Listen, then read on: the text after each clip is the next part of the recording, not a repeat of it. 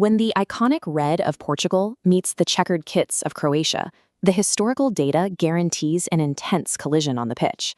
In recent years, Croatia has built a formidable resume. They reached the World Cup final and semifinal in their last two tournaments, proving they can outlast the absolute best teams on the globe. Their roster is anchored by incredible veteran experience. Their captain, Luka Modric, reached 200 caps during the group stage, joining an exclusive club of only 4 players in history. Yet, against one specific team, that proven pedigree has met a historical wall. This insight panel highlights a glaring gap in their record. Croatia has never won a competitive match against Portugal across 5 separate attempts. These encounters often turn into grueling physical contests, where even Croatia's elite defenders struggle to keep Portugal's stars off the ball. This recurring failure creates a unique psychological dynamic.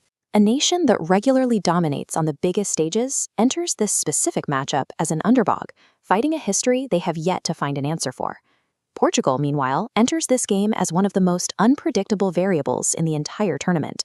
Their attack is headlined by a historic scoring legacy, with Cristiano Ronaldo becoming the first player to ever score at 6 different World Cups. But to understand their current form, we need to look at expected goals, or XG. This is a metric that evaluates the quality of a team's scoring chances, measuring how effectively they are actually breaking down defenses. This chart ranks the expected goals of all 32 teams. Currently, Portugal ranks just 21st. That low ranking is reflected in their recent results. They failed to score a single goal in 2 of their 3 group matches. Yet in their other match, the drought vanished as they exploded for 5 goals against Uzbekistan. This profile defines a team that is statistically difficult to pin down. They can look offensively stagnant for long stretches, only to suddenly rediscover their scoring touch without warning. On the other side of the pitch, Croatia's defense is showing similar signs of extreme volatility. This graph tracks their tournament goal differential. It opens with a steep drop, reflecting a 4-2 loss to England, where their defensive line surrendered 4 goals in just 90 minutes. They stabilized quickly, however, recovering with back-to-back wins to keep their tournament hopes alive. For a squad known for midfield control and veteran composure, these wild, high-scoring swings are uncharacteristic and suggest a team playing with very little defensive certainty. Neither side currently has a reliable way to keep the ball out of their own net.